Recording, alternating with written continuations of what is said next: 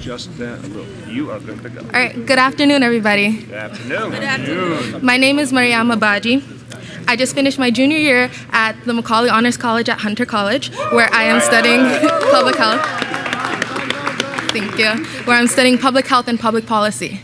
This time next week, I'll be on a plane to UC Berkeley for a summer public policy program, which I hope will lead me towards a master's in public health and public administration.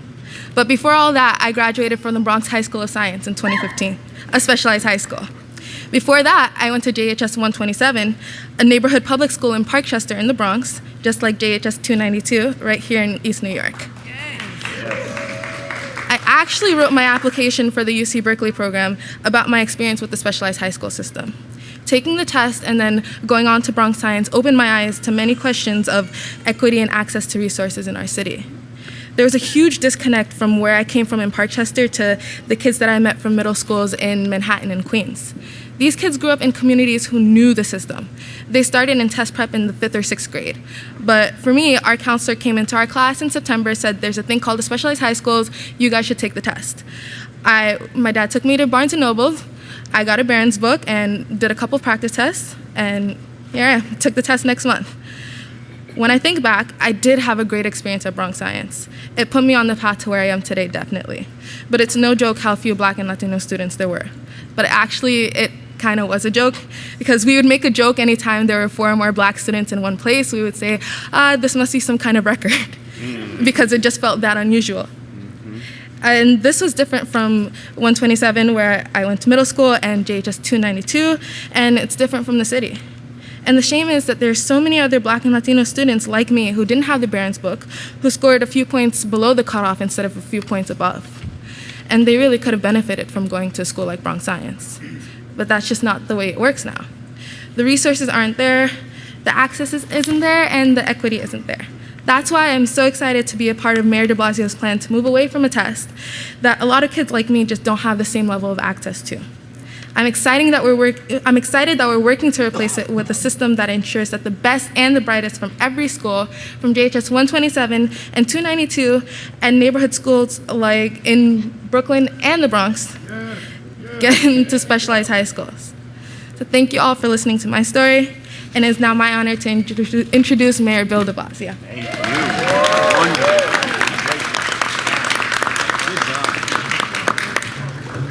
you. Now, there is a leader of the future, everybody.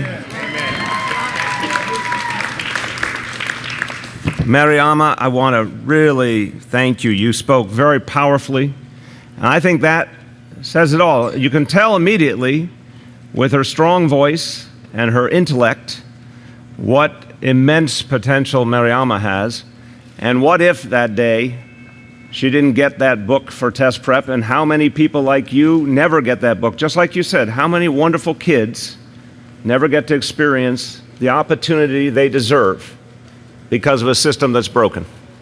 So I want to see a lot more Mariamas going to our specialized high schools. Thank you.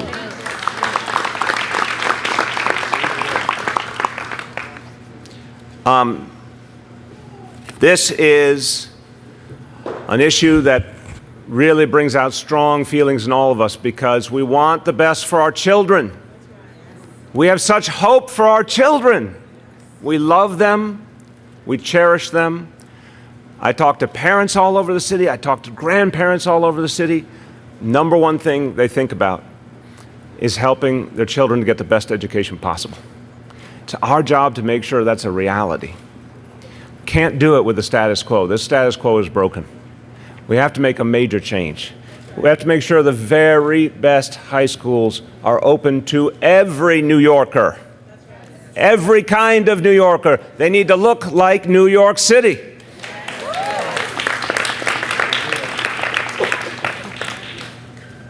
I want to thank all the elected officials who are here with us, because I know this is something they're passionate about. You're going to hear from some of them in a moment, but I want to thank some of the others, including some who are going to have a vote on this and be able to help determine the destiny of children going forward with their leadership. I want to thank Senator Kevin Parker, Assemblyman Michael Blake, Assemblyman Walter Mosley, and council members Rafael Espinal, Laurie Cumbo, Robert Cornegie, Brad Lander, and Idanis Rodriguez. And you're going to hear from some of the others in just a moment. Now, I want to thank everyone also at this school for hosting us. Let's thank the principal, assistant principal here. Let's thank everyone at this school.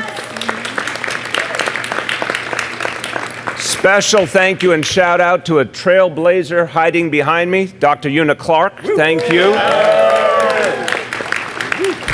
She's hiding behind me because she's so shy. Let me ask everyone, do we believe in the status quo? No. Do we believe that children should be kept from the best education possible? No. Do we believe opportunity should be only for some, not for others? No. Time for a change? Yes. Time for a change? Yes. Time for a change? Yes. I believe you. I also see, I did not get him before, Assemblymember Felix Ortiz. Thank you so much for joining us as well. Here's what's been happening. It's what Mariamo was talking about. Basically, for thousands and thousands of students in neighborhoods all over New York City, the message has been, these specialized schools aren't for you. That's really what they've been receiving. In lots of neighborhoods all over the city, they've been told, in effect, this is not your thing. And the amount of talent that has gone missing because of that is unbelievable. Because talent takes many forms. People are going to be great leaders, great thinkers, great creative presences. They take many, many forms. But you know what doesn't allow us to capture all of that and understand all that? A single standardized test could never, ever capture all that talent.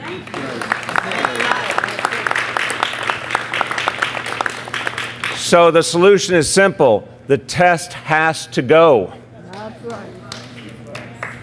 I'm going to say it again. The test has to go. I want to give you a few. I'm sorry, I heard an echo. The test has to go. The test has to go? The test has to go. Can you? The test has to go. The test has to go. The test has to go. All right. I agree. Test has to go. Let me give you a couple examples about how zip code is limiting destiny right now in New York City. Bronx Science. It's called Bronx Science. Only 14% of the students come from the Bronx. Brooklyn Tech. Here we are in central Brooklyn. This is a shameful statistic. Brooklyn Tech, one of the jewels in the crown of public education in this city. 3.4% of the students at Brooklyn Tech come from central Brooklyn. I mentioned the one that drives me the craziest. Stuyvesant admitted almost 1,000 students last time. 10 were African American. Shame. 1%. 1%. Under 30 were Latino. 3%. In a city that is majority African American and Latino. It just doesn't make sense. And it doesn't make sense because of what these schools mean. They are the proving ground for our future leaders.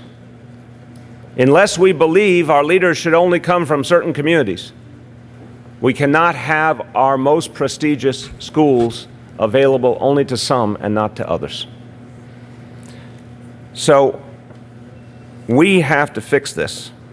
We have a plan to do it. And I'm going to speak, and the Chancellor's going to speak, and then we're going to hear from the sponsor of the legislation that will make all this possible, Assemblyman Barron. But let me tell you, we're going to act right now with the way that we can act, with the tools we have right now with the Discovery program. We are going to use that program in a new and aggressive way to make sure that 20% of the seats in our specialized schools immediately go to kids from disadvantaged communities.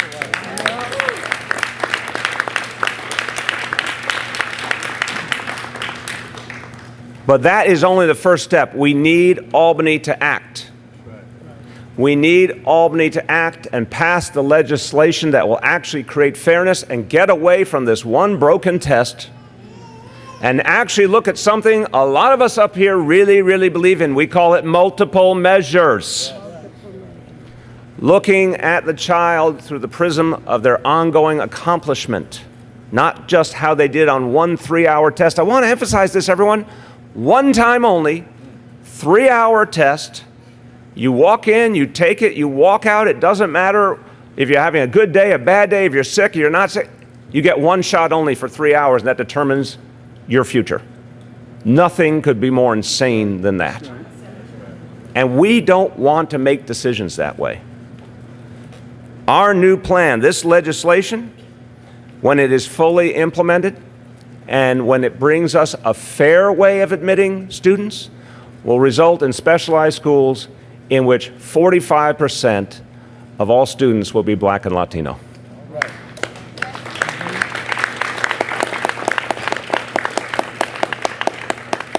Now I'm just going to jump ahead because I know what I'm going to hear. I can already write the script. Somehow these wonderful, prestigious schools won't be the same. They won't be just as good if they look different. By the way, anyone who's thinking that, that's an un-American thought. That's an unfair thought. That thought does not conform to the values of New York City, because beauty and intelligence and strength comes in all shapes and sizes, all colors, all genders. So I want to actually present to you that not only is that a false accusation, and we will hear it momentarily, I guarantee it, it is actually patently incorrect. These schools will get better when they reflect all of New York City. Absolutely. Because so much talent is being locked out right now. So much talent is being missed because of a broken system.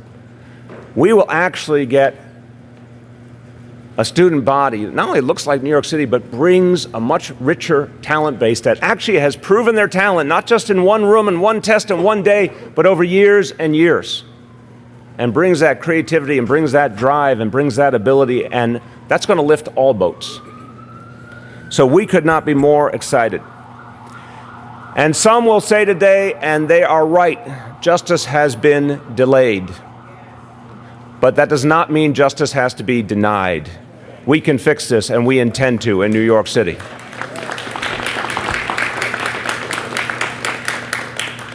A few words in Spanish. Estamos viendo una enorme injusticia en las mejores escuelas secundarias públicas de nuestra ciudad. El examen único de admisión deja fuera a demasiados estudiantes afroamericanos y latinos en demasiados vecindarios. Es por eso que hoy decimos, es hora de eliminar este examen y empezar a crear un mejor futuro para todos nuestros niños. It's time to get rid of this test and create a brighter future for our children. With that, I'm going to now introduce someone who's devoted his entire life to making sure every child had educational opportunity. Every child gets equity and excellence. Our Chancellor, Richard Carranza.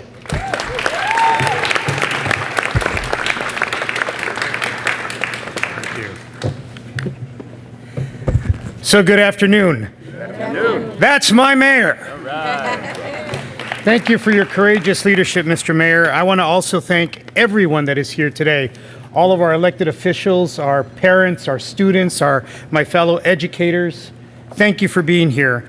I also want to thank the staff here at J.H.S. 292 for opening their building this Sunday, and I want to particularly thank Principal Edwards, who had an engagement with his family and made arrangements to be here, and our AP Mitchell. Thank you for being here as well.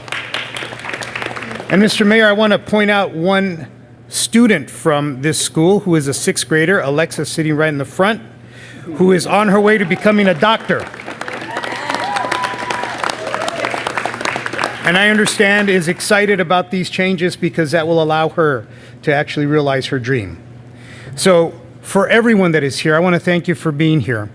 A couple of words. From my experience as an educator, you see I spent over a decade, almost a decade in the classroom as an educator in a school that was very similar to the school that we're standing in now.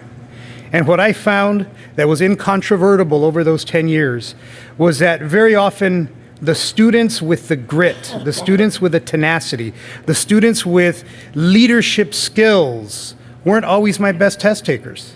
Yet when given the opportunity to demonstrate those skills, when given the opportunity to actually act and be the leaders that they could be, they blossomed.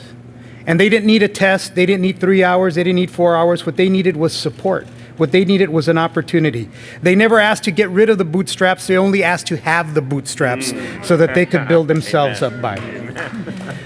So what we are proposing today is not to eliminate bootstraps. What we're proposing today is not to eliminate the boots. What we're saying is that there are ways for students to have multiple pathways to show their brilliance, to show their excellence.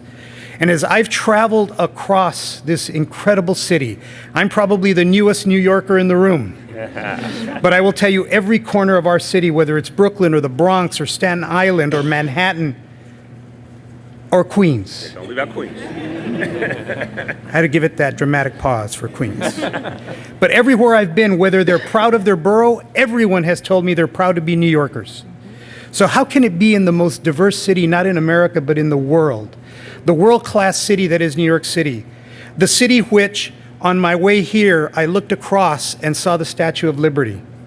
How could it be, and I've asked lots of questions, how could it be that we have a system that denies the full array of the beautiful students in our system an opportunity to avail themselves of these kinds of educational experiences? Because I'm a firm believer, sir, that either students are biologically, physiologically, or genealogically incapable of accessing these programs, or it's the system that is an obstacle to these students.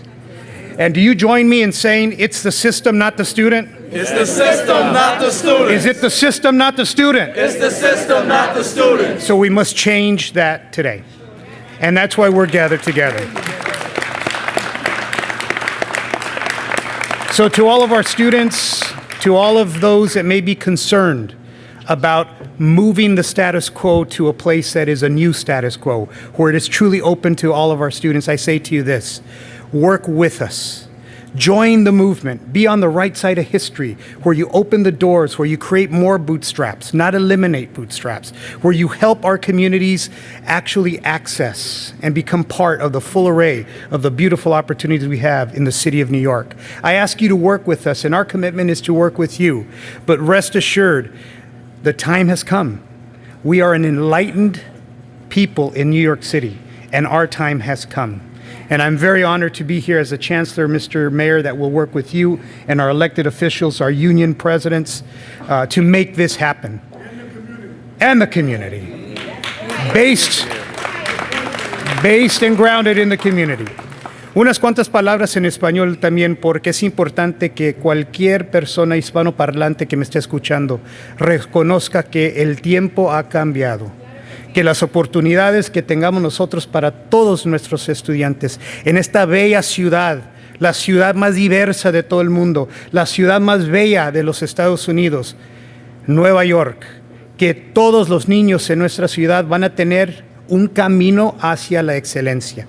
Y removiendo las barreras sistémicas que hemos tenido para que nuestros estudiantes tengan esas oportunidades, no tan solo es el trabajo de su canciller, es el trabajo de nuestra ciudad, y con el liderazgo de nuestro alcalde y todos los líderes y la comunidad, es importante reconocer que no vamos a parar hasta que tengamos éxito en este asunto. Entonces les pedimos su ayuda, les pedimos su apoyo, pero más que nada, gracias por traer a sus hijos y hijas a nuestras escuelas públicas. Esto es parte de nuestra promesa a ustedes de que no tan solo los vamos a proteger, sino que los vamos a educar y les vamos a enseñar el camino hacia el futuro y el éxito. Muchísimas gracias.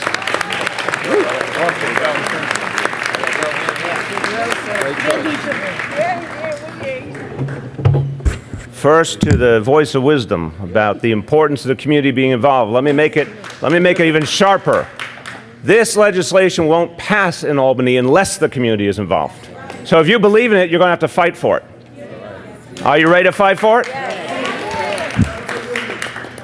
Well, we're going to need all of you. It's going to be a team effort, and I want to introduce the sponsor of the legislation. Before I do, just a special thank you and shout out, because someone is here is another great example of what happens when you actually provide opportunity. He is a proud son of East New York. He ended up going to some institutions, Harvard, Yale, all those kind of places. And for 4 years, he was our deputy mayor and helped to make pre-K a reality in this city. Richard Bury, where are you? Thank you so much. There he is. So that's what happens when you give someone opportunity. Great things happen for all of us. Now, I got to tell you, someone has to lead the way and blaze the trail. And this can only happen, these changes can only happen with legislation through the state legislature. And I want to give Assemblyman Charles Barron credit. He saw this as the priority it needs to be. He put forward a vision of how to right what is wrong. And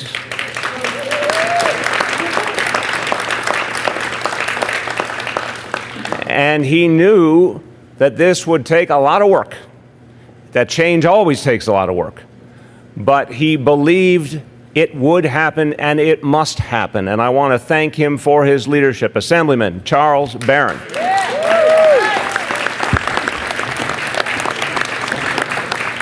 You like that or not? You choose. No, I'm good. You're good? Okay. Thank you, Mayor. Very welcome. You're very welcome. You know, I don't do anything without my queen, so I'm going to allow Councilmember Inez Barron, who's 36 years she spent in the education system, retired as a principal, and was a master teacher. So whatever credit I get for this, I got it at home. There you go. You learned at home. You want to I'll take it. You'll take it. Here we go. Thank you so much. Wow, this is great. Good afternoon. Good afternoon. And I want to say it is Sunday, so I give honor to God, who is the head of my life, and to whom I look each and every day to protect me, direct me, correct me, and favor me. I'm so pleased to see so many of you here talking about how important this issue is.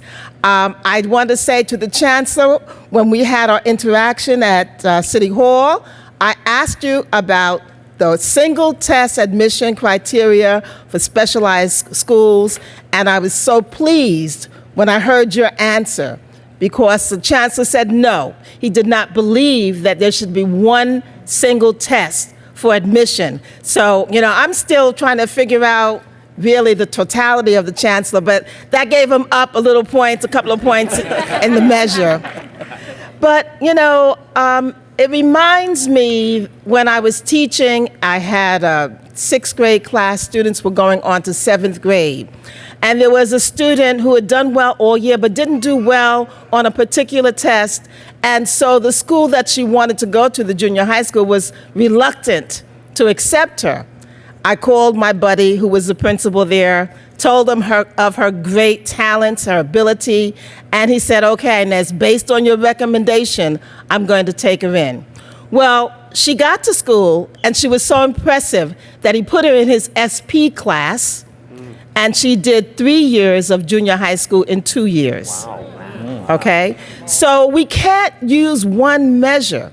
There've got to be other measures that we know are objective and legitimate, and talk about the totality of the person. So for me, what redlining was in housing, that's what this single measure test is in education. So we've got to eliminate it.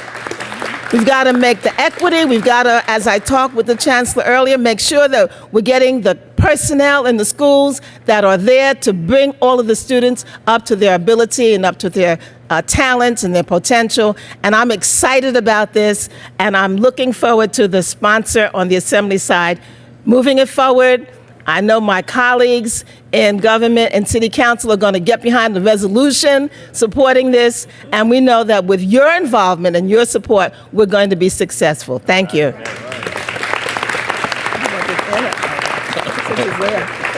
I'm almost as tall as the mayor now. Coming up. You know, there's a time for fighting and there's a time for uniting. This is the time for all of us to unite, to have a greater fight for the children of this city. And you know, it's often said, when you do the same thing over and over again, as they define insanity, and you get the same results and keep doing it, that's insanity. Yep. So this brings about that change that we're talking about. I want to thank my chief of staff, Ms. Viola Plummer, who I consult with so much. Stand up, Viola. You know, who I consult with. The people that I had to be on the phone day and night with on this. I want to thank our district leader here, Karan Allen, for burning his air and making sure that I get this thing right. And Omawali Clay, who's taking pictures in there, who works in my education person for my wife's office. I want to thank you because it takes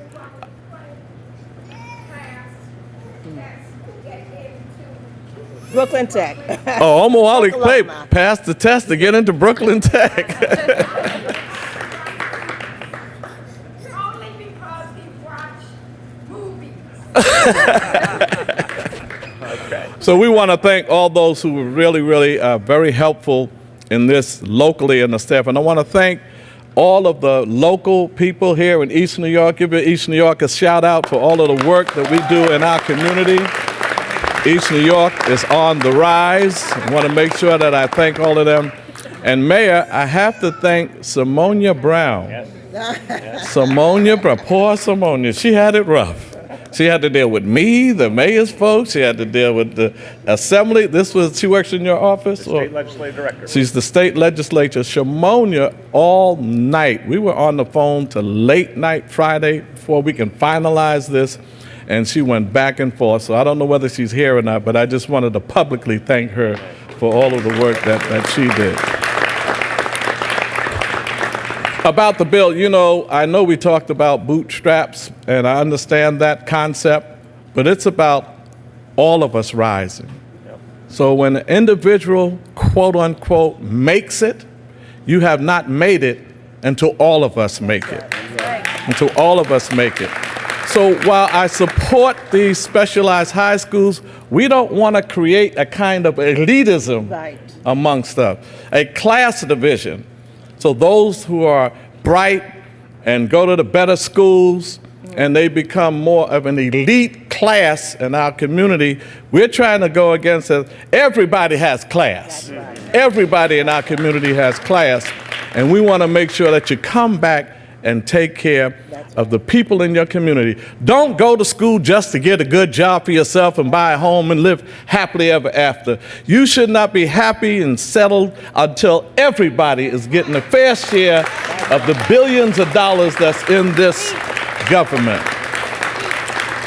As far as my colleagues are concerned, I want to thank particularly Senator Parker, who has the toughest job. He has to get it through the Senate. So we got to get behind Senator Parker, give him another big hand clap so we can get it through the Senate. I want to thank, in her absence, the chairperson of the Education Committee in Albany, Kathy Nolan. Kathy spent a lot of time on the phone with us, and Kathy wanted me to let you know that she is with it 100%. She's going to vote for it. We have to get it through the Education Committee, then after the Education Committee, the Ways and Means Committee, and then Rules Committee, and then it gets to the floor. So that's the journey that we're on. With all of my colleagues that were mentioned already, we really appreciate the fact that we're all going to unite on this. I spoke to the Speaker, Speaker Carl Hasty. He likes it as well. He said he'd be glad to sit down and help us with this as well. So we're going to have a lot of support in the state, but we have a little amount of time this year. We have about 2-3 weeks left for a session. We got to get on the case because, like Brother Vincent said, it's about the community putting pressure and saying that this is something that we want. I want to thank the mayor. You know, as I said, it's a time for fighting, and we do fight. Yes. And there's a time for uniting. He is right on this one. He is right on this one. Did anybody take a picture of that? You want to say anything about tomorrow? And he's right on this one. As a matter of fact, his recommendations even strengthened the bill. And the original bill was put forth by Kareem Kamara. Right. So let's give him a good hand right. clap. When he was in the State Assembly, then I carried it after Kareem. I believe in giving credit where it's due. That's right. To Kareem Kamara, and then the mayor's recommendations. So you know the beautiful thing about this, they may not have been a single person out of this school that got into one of these specialized high schools. And if there were 1 or 2 or 3 or 4, with this bill, 10, good, oh, excuse me, all right, 10. Now check that out, 10 got in, give him a big hand clap for that, 10. In spite of what's happening in our neighborhoods and our schools, 10 got through. But guess what this bill would do? 3% in the first year in every middle school or junior high school. That means 30 would have gotten through here instead of 10. And by year 3, 70 would get through because it'll be 7%. So if we look at grade point average or how the grades they score during the academic year, it's only right. You spend all year working hard to get a 90, 95 average, then you're gonna take one test? If you did that for all the semester, then you can do that anywhere, and you should be able to have the opportunity to do that. So I'm gonna end it by saying that we're gonna get this through the assembly. We're gonna work it hard, just like I fight for everything for our people. When we win this, and we will win, it won't be just for the select few students, it'll be for every student in our community, because we're gonna come back and lift them up as we still rise. In spite of the economic oppression, in spite of the lack of opportunities, we still rise, because nothing can keep us down when we get the opportunities that we so rightly deserve.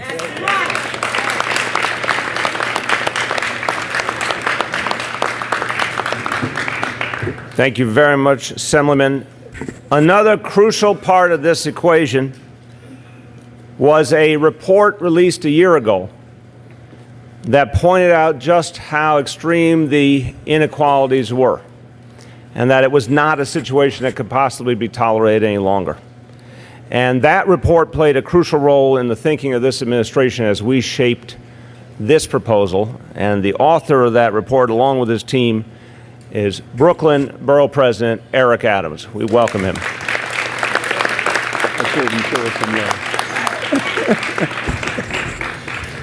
Come on, show that Prince. Come on. It's an African tradition to raise the baby. Let's raise this beautiful baby here.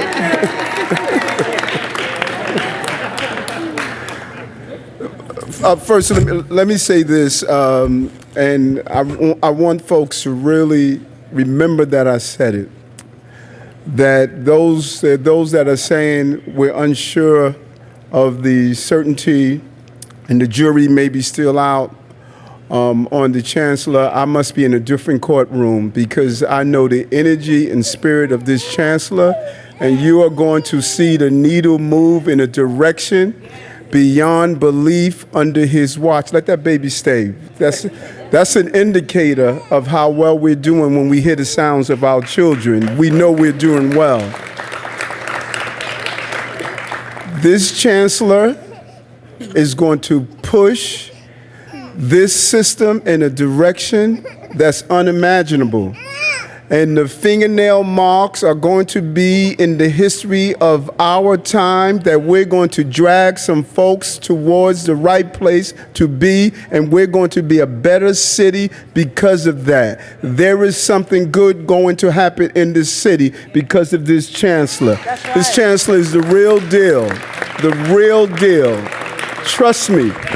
Well, I've spent many years of watching those, when you shake their hands, you have to count your fingers. This is the real deal of the Chancellor, and he's going to push the envelope. Folks are going to be uncomfortable. There's going to be a level of discomfort, but in discomfort is growth. It is comfort that does not allow us to grow. Great initiative. The real test is not the exam that our children will take when they sit down in the sterilized environment of their classroom. The real test is our ability to get rid of the test. When we do that, then we have really passed the examination. And if you're going to go to battle, there is no one better to fight on behalf of their community than the warrior himself, Charles Barron, taking this to the assembly and pushing this through the assembly. And the dynamic energy and fortitude of Senator Kevin Parker bringing it together, that partnership of moving this through the dynamic. But we cannot forget not only a physical giant, but intellectual giant. What Robert Carnegie did, he saw the lack of specialized classrooms and seats in his community in Bedford-Stuyvesant. And he took an unpopular position, but it was the right position. And he stood firm and tall on that. And we need to acknowledge what he did. He forced us all to re-examine. He came into my office and said, Eric, we need to do a task force and hearings and hear from people. Robert, thank you so much for what you did and what you participated in and happened. So the doors to specialized high schools, leave that baby, let him cry. The doors to specialized high school are the gold standard of the city's best in public education. We must ensure those doors are widely open and ensure that it's equalized across the entire city. Expand the seats, not take away from the seats. Utilize the good programs to find those who have the ability. Lori, if you remove that baby, I'm going to be upset. Please leave that baby here. Part of the problem is that we have all of a sudden don't realize what makes us great, and that's the crying signs of our children. We must be energized about having our families together. There's nothing wrong with a baby crying. There's everything right with a baby crying. That's what it's about. And so as we move forward, we want to say this is the starting place. We must identify where our children are dividing and go after that divide and make sure that we equalize and everyone could have the opportunity. We have 3.5 more years with a mayor that gets it. Brick after brick, stone after stone, this mayor has removed from the walls that prevented people from moving from a state of where they are in historic poverty to a place of opportunities. Don't get caught up in all of that madness that you're reading and distraction. We're safer. We're building more affordable houses. For years we tried to get rid of this darn test, and we're finally getting rid of this test. We're finally allowing our children opportunities in education. 3K, pre-K, free legal services for indigents and those who have to go to civil courts. Issue after issue after issue, you're seeing them dismantle. And people want to focus on what color tie he wore. I could care less about the tie he's wearing. I'm more concerned about the changes he's making. Stay focused on what you're doing. Let's keep moving this agenda forward. Don't be distracted by all this other madness that's going on. People with personal agendas that go to funerals and degrade the body of the person in the casket attacking you instead of dealing with the real issues that's happening in our city. Let's move the city forward and keep doing it in the right way.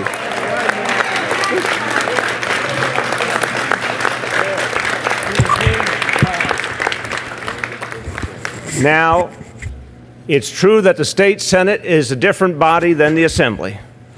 And there will be important work to be done in the Senate. Well, I want to thank the senators who have already come forward, and there's going to be more coming behind them to support this. The immediate response we've gotten has been so positive in both the Assembly and the Senate. And I want you to hear from one of the strong voices of justice who's going to help lead the charge, State Senator Roxanne Persaud.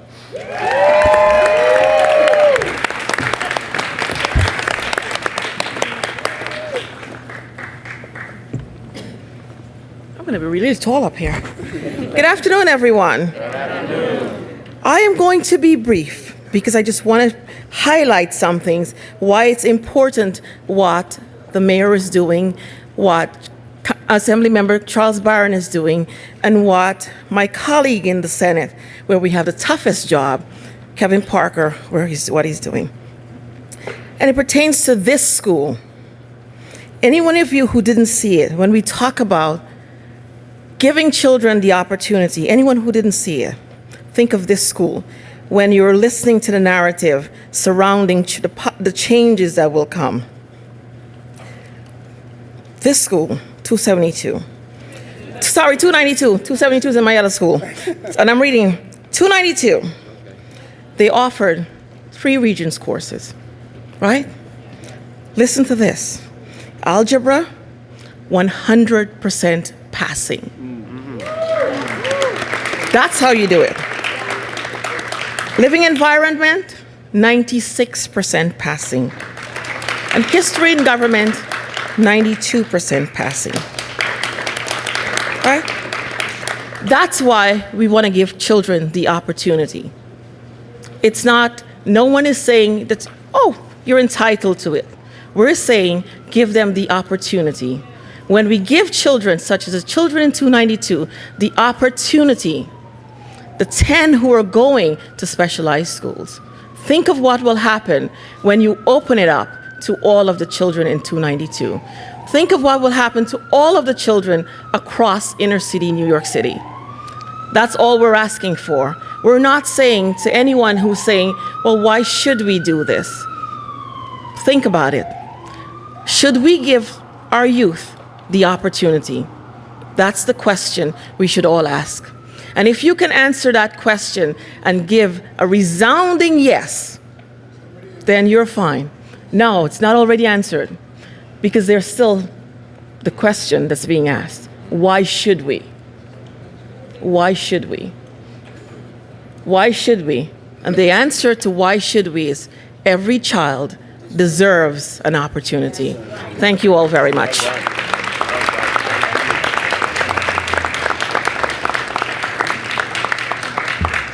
Now, I want you to know that in communities of every kind, there are people who believe that bringing everyone together is in all of our interests, that diversity is in everyone's interest, that giving every child an opportunity is in everyone's interest, that getting rid of a single test, I don't care what income you are, what ethnicity you are, getting rid of a single test is good for you and your family, because a single test is inherently unfair. There are people in every community fighting for these changes. Some of the most dramatic efforts have been made in Community Education District 3 on the west side of Manhattan. And there have been some people who really showed strength and courage in saying, yes, change takes effort. Change means some people will feel uncomfortable, but change will make us better. One of the strongest voices has been Councilmember Helen Rosenthal. Thank you, my dear. Appreciate you. Mariama. Hi. So you'll be out of college in what, 4 years? Next year. Next year. Uh-huh. Uh-huh. Helen Rosenthal. I'm ready. I'm ready for you. All right. All right? You got a job offer. All right. Nice.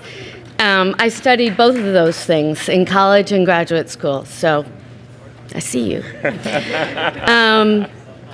So as long as admissions criteria are based on one test alone, in a city where privately paid test prep is pervasive among those families that can afford it, it's a patently unfair system.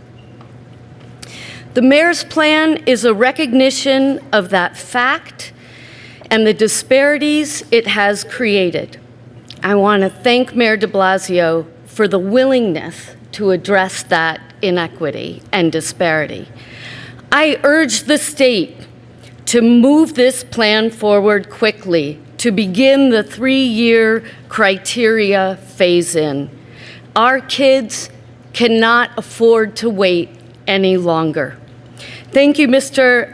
Mayor, for recognizing the tale of 2 cities within our public school system. Appreciate you. Always.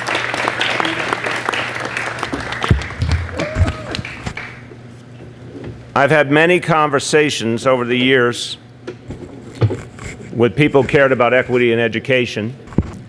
I don't think I've had more conversations with anyone than Michael Mulgrew. And remember, long before he was a well-known figure in this city, he was a career and technical education teacher and someone who was at the front line and saw all of these issues through the prism of real kids that he knew and he taught and he wanted the best for. So he has a burning passion for creating more fairness in our education system. And when we reached out and said, Michael, we have a way to finally fix this, he was the first to say, where can I sign up? I want to introduce the president of the UFT, Michael Mulgrew.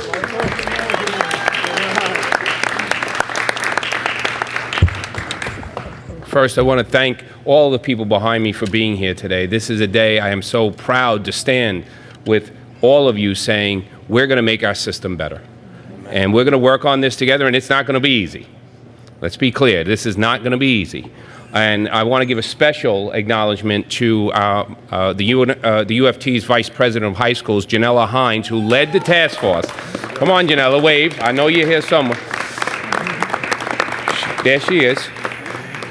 She led the task force of volunteers of the teachers from the specialized schools who said, when they were finished, their report was, reinstate the discovery program to our school system. We need to come up with a system and fight to change in Albany a single test admissions. And we have to come up with a system where we are recognizing students who have already demonstrated excellence up through junior high school and figure out how to help them get into these schools. So clearly the teachers from these schools understand the issue. And when I lobby and I have discussions in Albany, invariably we have to listen to people say, well, when I went to that school, and I have to stop them right away. I said, when you went to the school, the discovery program was in place. And they're like, what's the discovery program? I said, it was there. It was taken away from our city. And we all know that there is an inherent bias, as the mayor said, against a single standardized test as an admission criteria. What are we saying to our students who come from very difficult and challenging lives, who persevere through those challenges, have demonstrated excellence, that, sorry, you fell a little bit short, you don't have access. Even though I would make the argument to anyone here that a young student taking care of their siblings, dropping children, their brothers and sisters off to school every morning, taking care of making sure that they get home, that the homework is done and they get fed, and they have been excellent throughout their junior high school career, I will take that student any day over someone who did well one day on a test. Right. That is the student that we want. To my friend, Chancellor Carranza, I agree with Mr. Adams, Borough President Adams. I have seen your words, seen your actions already, and I am looking forward to our work together because I do believe we're going to push this school system into even a better place than it is right now. Amen. And to the mayor, this is a tough one. I can already write the editorials. I can write them right now. I've been getting this editorial against because every year this comes up and I go to Albany and I say, we need to get rid of the test, and they write wonderful editorials about me. Thank you. You're standing up, you're doing the right thing, you're saying enough is enough, this city can do better. So all of our elected officials from Albany, you understand that the UFT is behind you. We will lobby, We will help you. We will have the conversations wherever you believe you direct us to have them. But this is something that has to happen because it's time for us to say to all of the wonderful children in this city, and I am telling you, I did not teach very far from here. And some of the children I taught, clearly, as far as I were concerned, were performing miracles by just doing well in school. It is time for us to say, we're here to help all of you. So thank you all very, very much.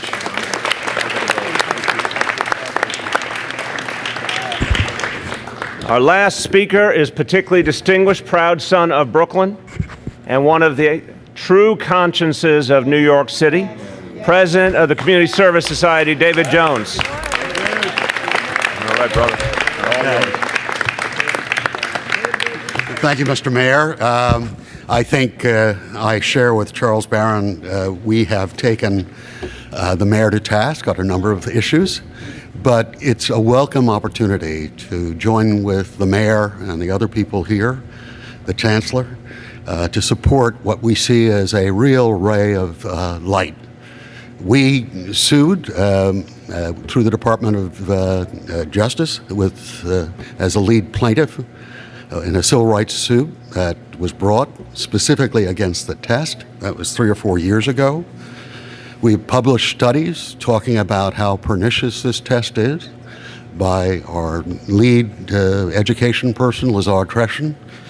And we've offered some of the suggestions which actually the mayor's plan in some ways enhances.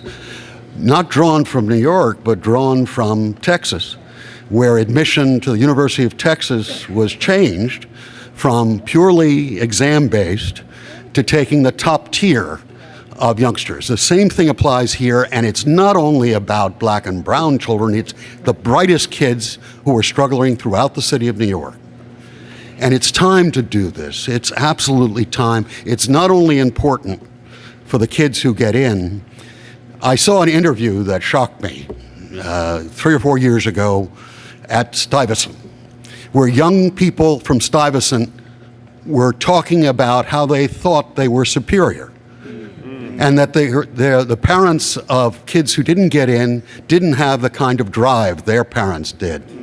The danger of this, obviously, is beyond reinforcing racism. How are they going to get out there once they graduate and deal with a real world, which is so complex and diverse? So this is a time not only to deal with the expansion of opportunity and getting the very best and brightest out there who are ready to go, but it's also making sure that all students in these environments have a real understanding of how widespread brilliance is and how they're going to have to be dealing with people of different kinds for their entire life. And that's part of the challenge here. So we join with the Chancellor and the Mayor. We think this is not only a bellwether for these elite schools, but it's the first wedge and the first fight to spread equity and end segregation in New York City schools. And it's a pleasure to be here.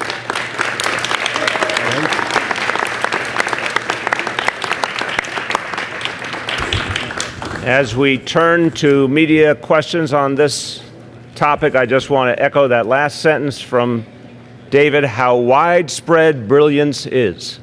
We all see it every day in this community and so many others. We see the brilliance of our young people. Let's give them all opportunity. That's what this is about.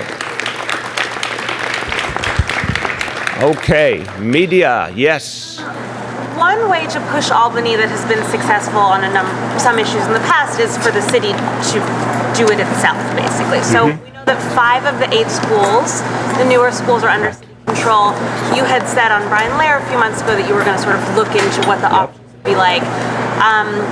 Why not essentially force Albany's hand in what will be an uphill political battle by changing the admissions at 5 of the 8, showing that it can work, and saying, okay, now you guys do the other 3? I appreciate the question, and I appreciate the logic of the question, but it goes back to the fact that we think the law right now isn't clear on this issue, and the best way to win is to go change the law. It's as simple as that. When we're confronted with a situation like this, we recognize that the best way to get the result we want for our kids and make sure it sticks, is to get the law changed. And I think now we have a moment in history where that can happen. I think this is the other part of the equation. You know, even a few years ago, there were strong voices talking about the lack of diversity in some of our schools, but that has now become a crescendo. It's become so intense in the city, this demand for fairness. We have a new chancellor. I'm starting a new term as mayor. We have a lot of changes happening in Albany. I think the stars have aligned for us to get the optimum outcome, which is a change in the law. Yeah. A few alumni associations, Stuyvesant, Brooklyn Tech in particular, put out statements saying that they oppose the plan. And on Facebook groups, there are a lot of people commenting, alumni Facebook groups from those schools, saying that this policy or proposal strikes them as anti-Asian, since the overwhelming majority of students at some of those schools are Asian. Now, I mean, nothing could be further from the truth. And look, I think if people want to argue on the merits, argue it on the merits. But don't try and divide us, because this is not anti-anyone. This is pro-opportunity. By the way, I mentioned, and Helen Rosenthal made the point too, that we want to see kids from Helen's community that she comes from my community, who are not great test takers, because a lot of us aren't great test takers. We want to see every kind of child have opportunity, and that opportunity is based on the totality of their work. We're talking about looking at years of academic work rather than 1 3-hour test. And that's good for people across the spectrum. So I think that critique is wrong and unfair. We want to have opportunity for everyone, but the current reality is clearly exclusionary. You can see it on his face. How can Stuyvesant have almost 1,000 kids come in each year and only 10 are African American? We wouldn't accept that in any other institution. That has to change. Go ahead, Marcia. Hold on. Mr. Mayor, one of the other issues that some of the alumni organizations raise is this. The things that you will be, the students who go to public schools, if you phase out the test, will have an opportunity to get into schools. But there are other students who go to private schools, yeshivas, Catholic schools, Muslim schools, other private schools. What accommodations will be made for them to get into the specialized schools under your new board? It's a great question. Now, I always will start, and there's a chancellor and a deputy chancellor can help me, but let me just frame, because I think Marcia is asking a very important question. I don't know the percentage of kids overall in the specialized schools who come from non-public schools, so I will get educated with this answer too. But obviously, we want to create fairness for everyone. We don't believe in a single test for anyone. It doesn't matter what kind of school you come from. We don't think a single test is a good way to make a decision that will determine the rest of your life. So in terms of Chancellor, Deputy Chancellor, who's got it? Deputy Chancellor. Deputy Chancellor Josh Waller. Thanks. The way the plan works is that when it's fully implemented, we'll admit roughly the top 7% of middle school students from across the city, from each middle school, and that will leave some space in the specialized high schools, about 7% of the incoming class, for other qualified students coming from independent and non-public schools. And the law accommodates that and ensures that they have very high academic performance, and then they'll be selected from that pool based on a lottery. So a fair way of selecting high-performing students from those schools. So there are opportunities for students from all over the city to participate in the specialized high schools. Those students, will they have to be high-performing? Yes. Or would anybody, could you be in the bottom percentage of your class and still be in the lottery? No, those students would have a minimum grade point average of 3.7. So that's an A- average. And then those students would be put into a pool, and we would do a lottery out of that pool.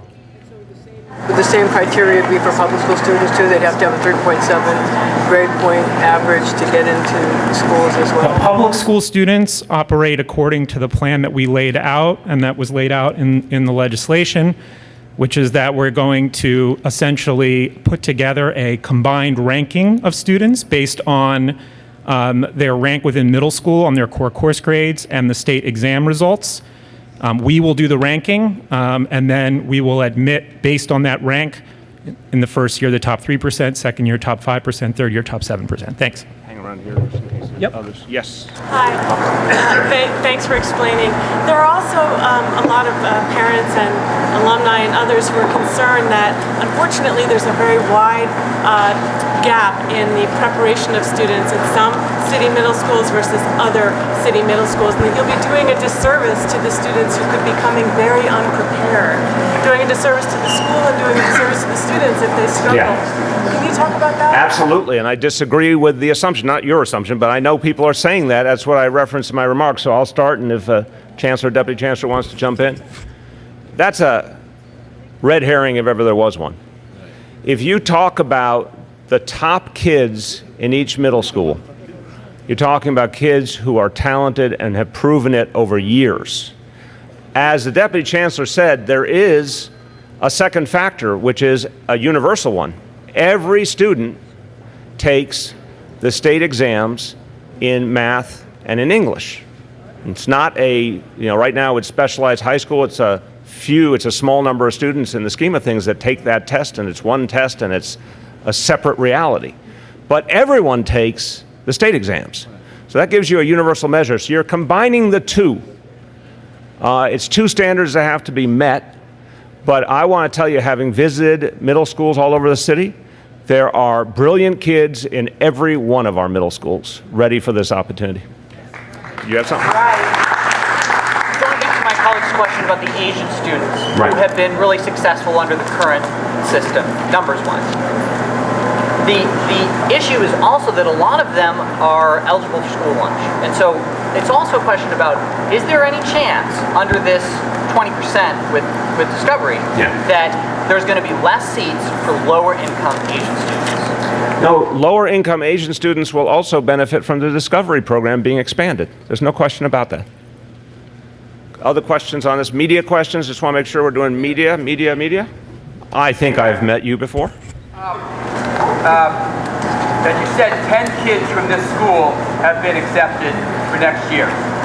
If the 3% rule was in place next year, it would have only been 7. And 3 kids from this school who are now getting their tickets punched would be excluded. So there will be winners and losers in this. And a school like Mark Twain, which has a lot of smart kids, would be capped at 7%. Isn't the concept, as the young lady said, get a Barron's book? Obviously your son prepared somehow, he did well, he got into Brooklyn Tech, he's off at Yale. Isn't it preparing every kid, getting every kid a Barron's book, and not excluding kids who are otherwise qualified? The kids who are in the top 8% at Mark Twain would be shut out. Okay, I'll start and then others can join in.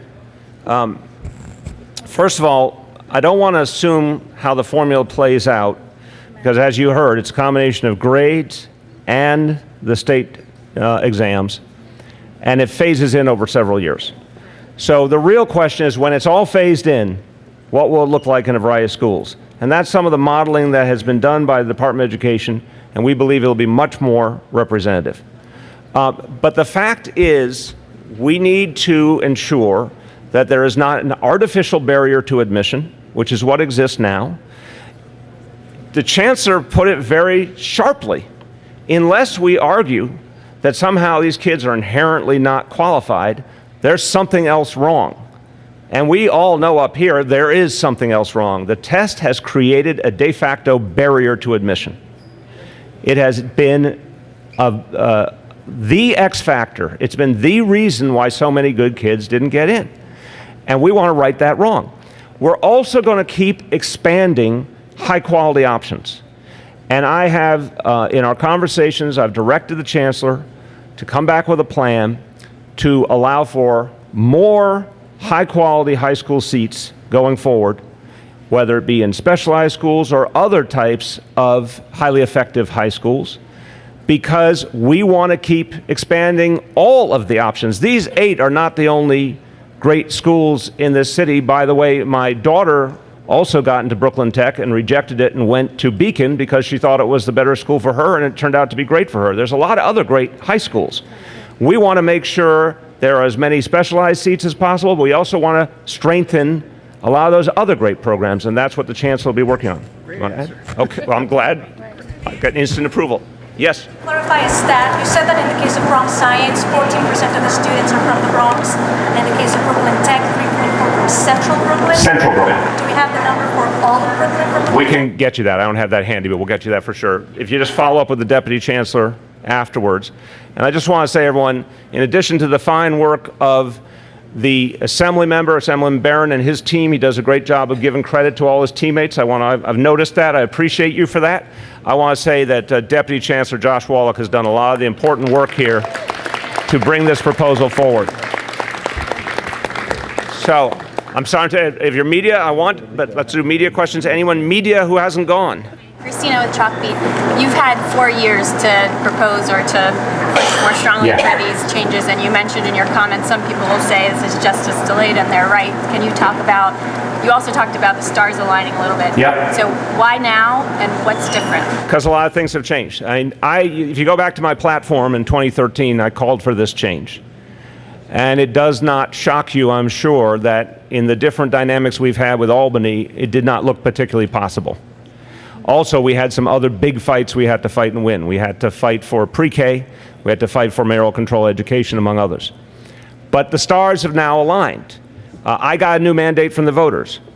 I got a new chancellor who is focused on social justice, to his credit, and this is one of his #1 priorities.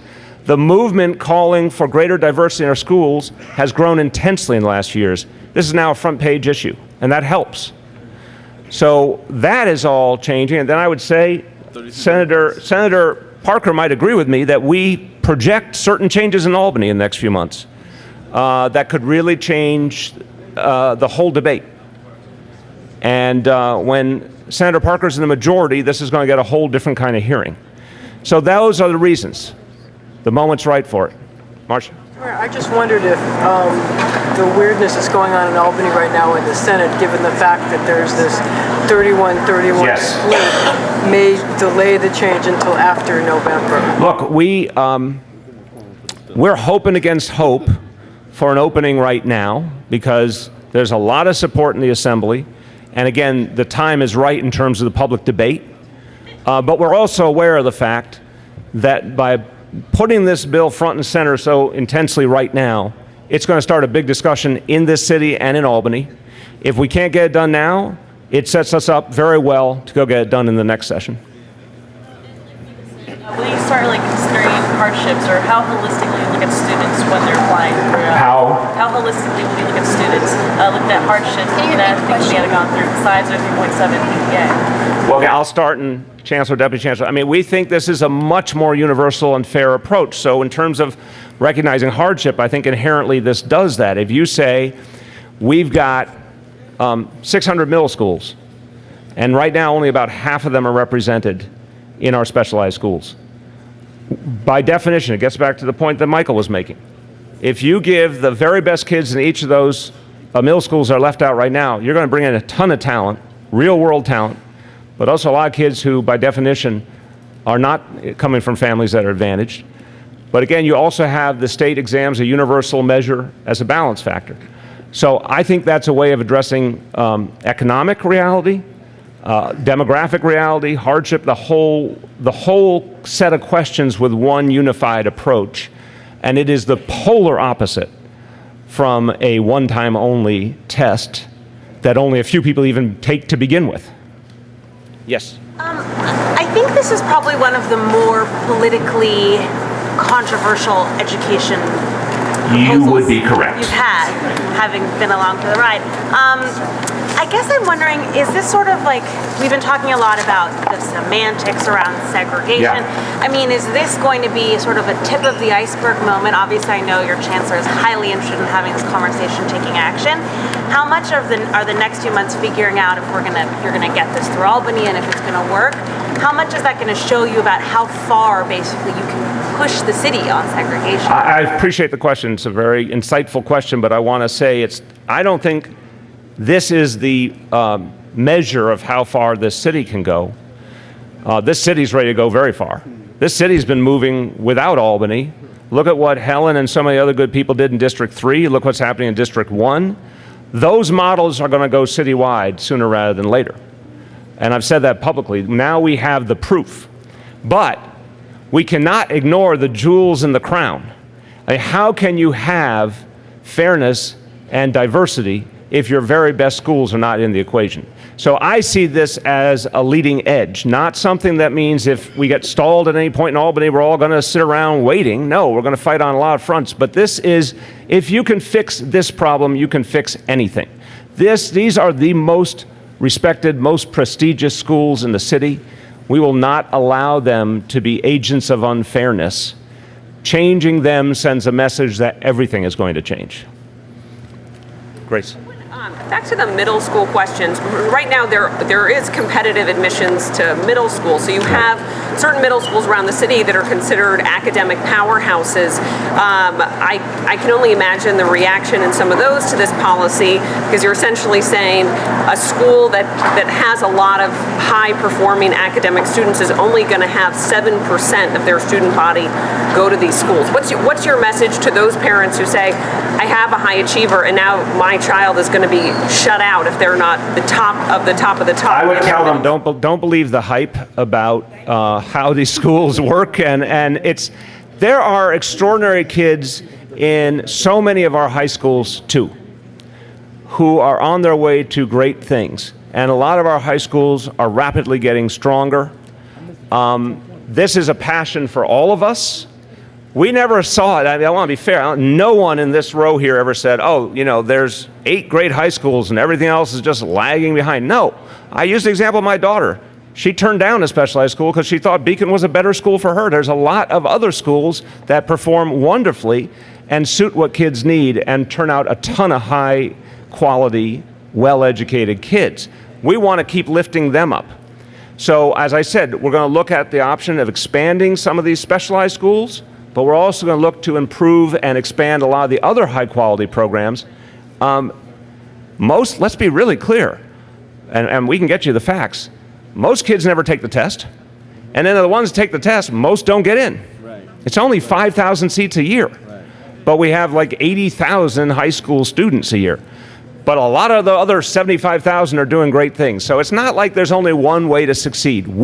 But we do need to keep improving all the other great options and telling parents about them. I have never accused the DOE of communicating well with parents. Can I get an amen? Amen. Thank you. This is something this Chancellor and I talked about from the very first conversation. Part of his mandate is to change entirely how we have a dialogue with parents, including to tell them about a lot of options that the status quo assumptions miss. Right. There's a lot of great schools and a lot that are getting greater.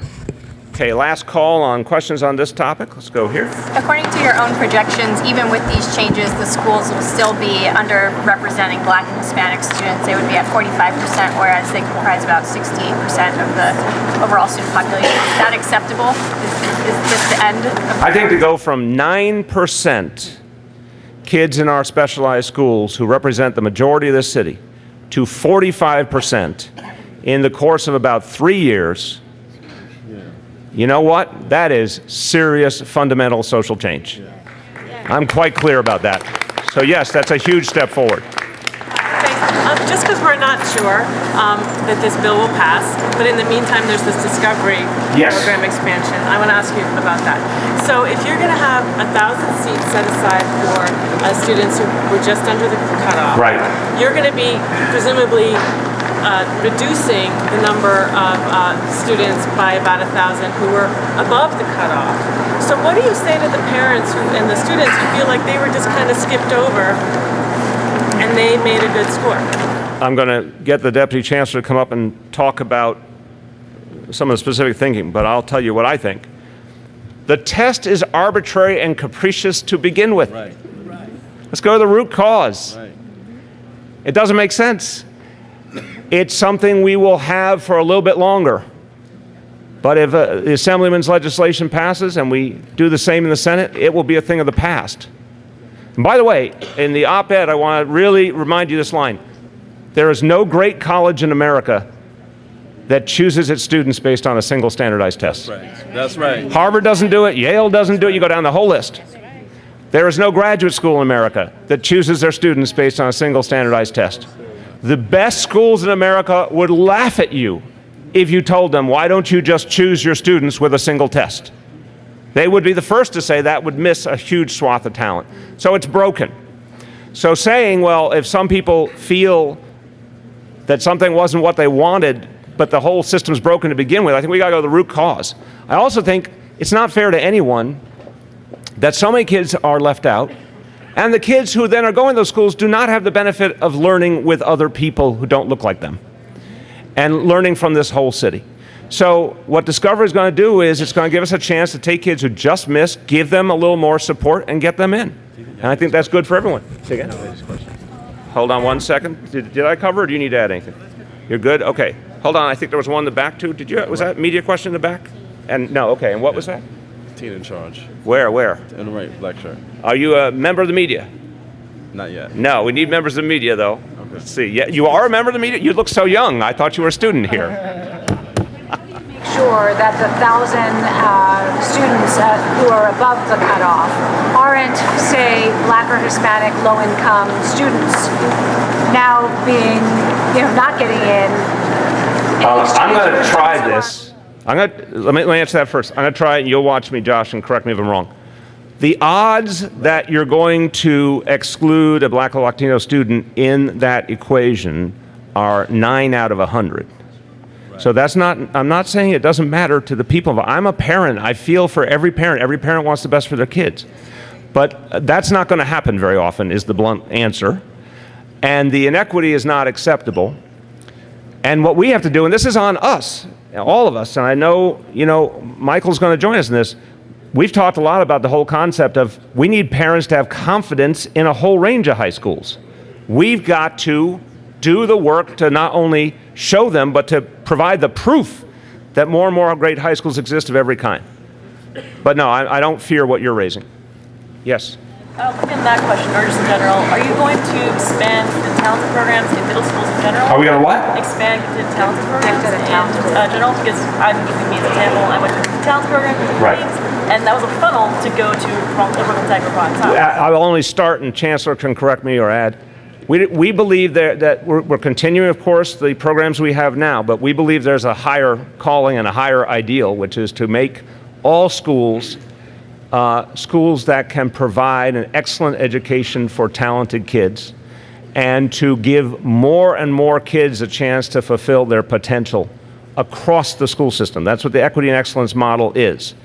And so I think you're going to see, as that is implemented more, that without having to create new kinds of seats, we can reach a lot more kids. Go ahead. Please. Thank you. So to add to what our mayor has said, we have to fundamentally shift our mindset from the mindset that says there is a small portfolio of schools that everyone should go to. And if you don't go to those schools, then you're not receiving a great education. Let me tell you, I've been over 72 schools in the time I've been here. I've been to high schools, I've been to middle schools, I've been to elementary schools. I've seen some incredible teaching. Not one of those schools has been one of these specialized high schools. Not that I'm not going to go and visit. But there's some incredible things happening in our schools. Right here in Brooklyn, incredible schools that people would say, oh, you may not want to think about that school. Yet when I've gone to those schools, incredible teaching, incredible passion, incredible opportunities. So our goal, and remember, we are not the sum total of 8 specialized schools in the New York City public school system. Our goal is to make sure that you can go to any middle school and have an incredible opportunity to go to a specialized school if that's what you want to do. But more than that, if you're a middle school student, you have a wide array of opportunities in this incredible school system to do lots of great things. And it doesn't have to be in a specialized school. But if you avail yourself of that opportunity, we want to make sure that we're making it fair. We want to make sure that we're making it robust. We want to make sure that we're removing systemic barriers to you being able to do that. But again, the message is there are schools across this city that are great schools, and we want a great school in every neighborhood because New Yorkers deserve that in our school system. All right. We are going to see, thank you, Chancellor. Going to see if media have any other topics you want to cover for a couple of minutes. We have a few more minutes. Anything else you want to go over? Topic. You can stay on this topic if you prefer. Any of the principals at the specialized high schools, have they been able to weigh in on this at all?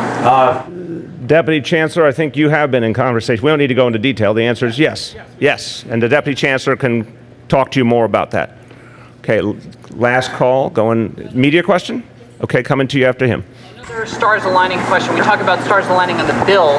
With carving out the 20% of seats, how did the stars align for that to happen, and how does the city have the authority to do that without going to Alpha? So part of how the stars aligned is we kept looking at the equation, trying to figure out what we could do on our own, and recognize that this was actually something we could do a lot more with. And one of the things that is real in government is you can stare at a problem or an equation for a while and not have that creative thought of, wait a minute, here's another way we could do things.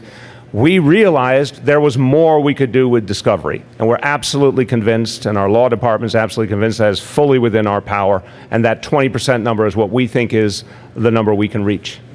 So what influence do you believe this new plan will bring to Asian students, both advantages and disadvantages? Look, this plan is going to create fairness.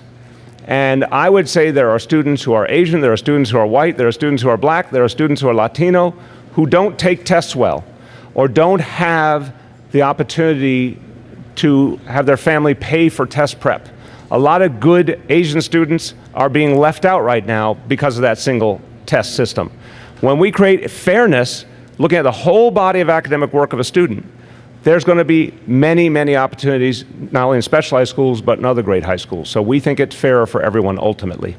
Okay, last call. If there's any other questions, going once, twice. Thank you, everyone. Good job.